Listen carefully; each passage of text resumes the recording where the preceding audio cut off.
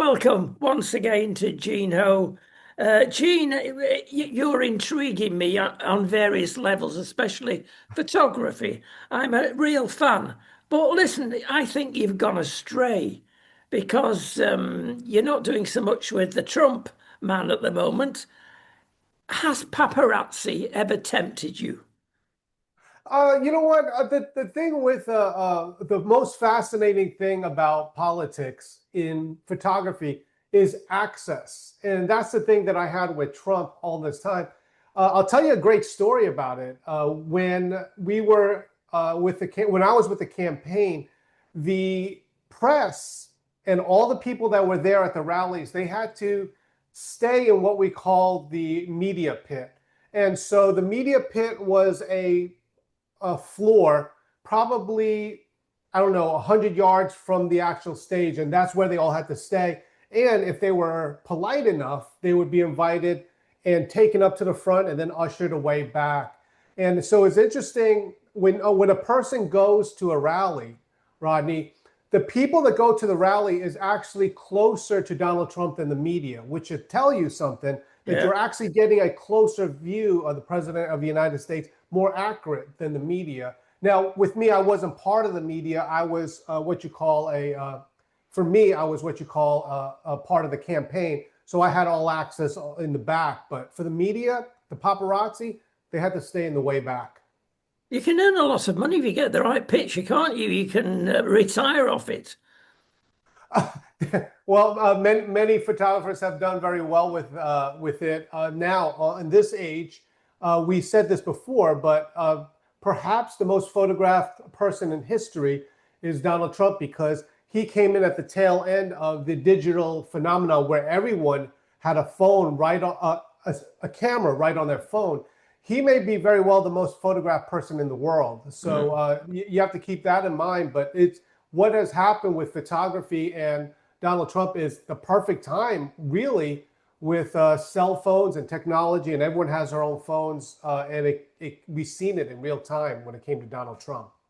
What a lot of people fail to realize, it's great having the phone there. Top Yeah, end phone I'm talking about. I've done a lot of investigative journalism over the years, and I don't need to take a cameraman with me now because it's obvious he's taking. So, you could be looking and texting on your phone. The victim who you are filming thinks, oh, he's just texting. No, he's not. He's filming me. So right. that is a great. I'll tell you the situation. We've actually had early in the campaign, there was a leaked video or audio. I can't remember which one it was. Basically, from someone secretly recorded Donald Trump in the in the back, and I'll never forget it because I actually had to make a announcement as a photographer in the room. No cell phones. I will take the picture and then I'll give it to Yeah. you. But there was a time when it was like we had for a little bit a no cell phone because people were secretly using that. And it's hard to stop a person nowadays. But like you said before, a professional photographer had to bring his real camera and everything. Now they blend in with everyone else with their cell phones. Yeah. There are occasions, as we know, it's okay having three lenses on your cell phone, but it's nowhere near like having a professional proper lens. And Right, in bad lighting conditions, which you often have to be in, then it's right, useless. right. I mean, it does have its purpose. One of the main things, which is a tip for anyone, I always tell people the shot is worthless or the photograph is worthless unless you could actually capture it. And that's why with my cell phone, I felt so great and comfortable with it because you're always traveling with your cell phone. You have it with you at all times. So that old excuse, oh, I wish I had my camera. Uh, there's no use in getting the picture if you don't have a camera at all. But most people already have their cell phone, and that has been a game changer as far as technology. Yeah, absolutely. Listen, pre-election times in both UK and in the States. And you've had problems, haven't you, with the woke right, let's call them, Massey and Galrain. Why? Right. is this happening? As if we need to ask that question.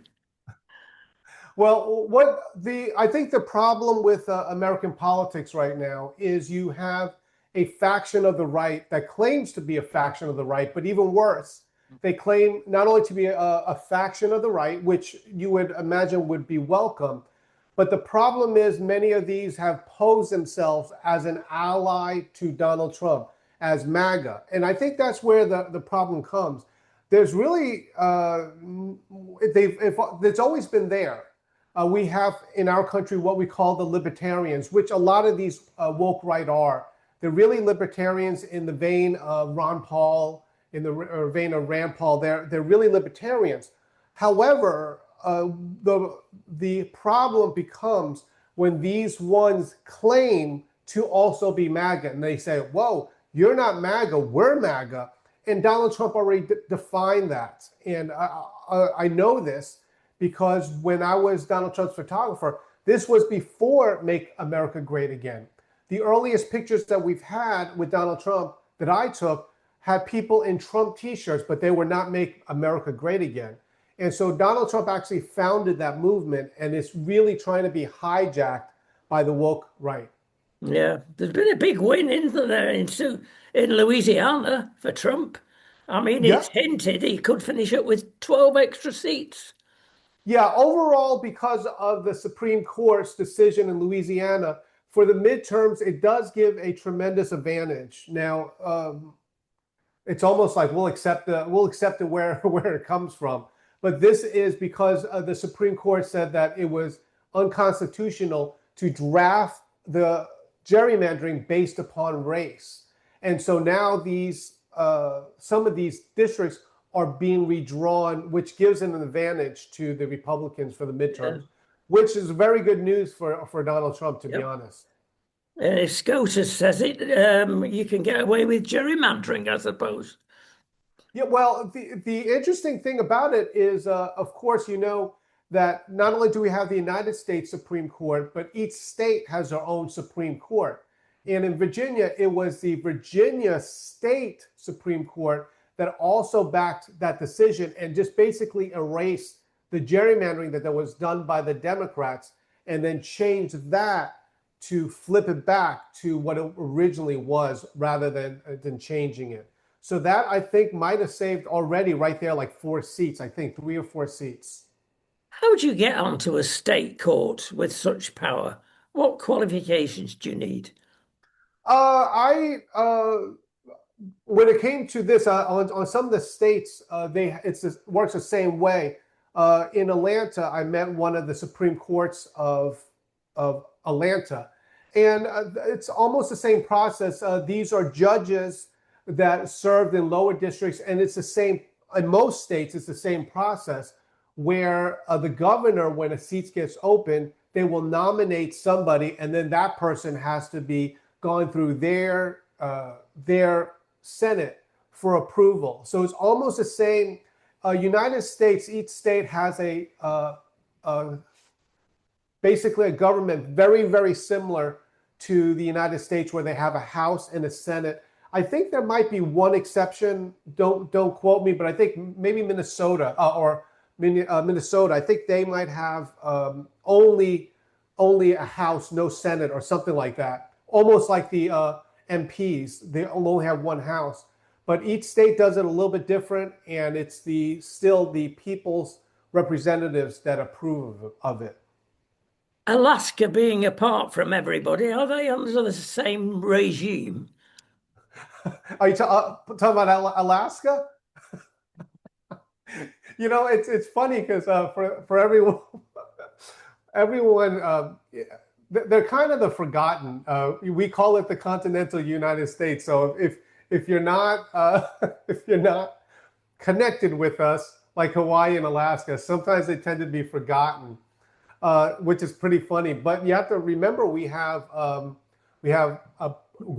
and Puerto Rico that are they're not states, but they're part of the United States of America in that way, as far as being a territory. But no, I will say this, that if they're not connected, they are often forgotten. with us. So Well, yeah, I suppose shortly you can say Cuba and Greenland.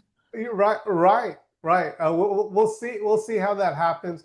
Of course, in America, we love all Americans, including Alaskans. But it is funny when you bring it out like that, because it's like most of the time it's out of sight, out of mind. It's called the continental United States. So Yes, I can see that. Look, Trump's just come back from his friend Xi in China. Has he got everything he wanted? yes, and that is one of the things that has been misforgotten in the media and also with the woke right podcasters. Uh, Donald Trump had a very distinct job to do. The issue is Taiwan. China wants basically Taiwan back by, if I could even say by force or what coercion, but in the way is the United States. So Donald Trump had to go there, tiptoe through all of that, and at the same time bring something back to the United States, and he did. China has bought from an American company, Boeing. Um, don't quote me, maybe 200 airplanes, maybe 300. I'm not sure how many it is.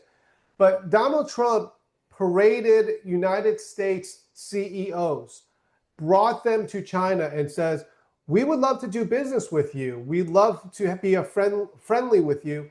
These are our CEOs that would love to do business with you in China. And so the most important thing was the president of the United States had to tap dance around this issue of Taiwan. He did that very, very effectively. And he also got the so-called concession for China to say, indeed, Iran cannot have a nuclear weapon and the Strait of Hormuz has to be open. Those three issues was all accomplished. We never expected China to say, oh, okay, you're going to go still sell arms to Taiwan. We want you to not do that. Like it was not that. It was just put on the back burner. And Donald Trump effectively did that because it is a sticking point. Well, I'm thinking in the back of my mind, hundreds of F-16s. I mean, that is potent. And if they get hold of them, wow. But also in the back of the mind that they're going to need spares. So I suppose in the future, America still has got the in the box seat. Yeah, I think when you had a interview with Dave Blaze, the CEO of George Magazine, it was made very clearly that America is in charge right now. We have the largest GDP. Certainly, if you don't include the European Union, which combined, China is the second largest if you don't combine them. But Donald Trump negotiated very well. He basically had to put it all on a holding pattern and at the same time get them to support no nuclear weapons for Iran. And that was accomplished. It should be considered a huge victory for Donald Trump. I'm just still shocked that it's not bigger news of what he accomplished during this time. Again, we both know why it's not bigger news. And what do you do? Okay, you've got the regional press. They will print the truth quite a lot of the time. But do you lose heart with press like the New York Times? The New York Times have written stories about me, about George Magazine. They have requested interviews with us before. The New York Times went to our last live event. They asked for press credentials. We said no, and I believe they instead, which they were able to do, I believe they bought a ticket and wrote about our event.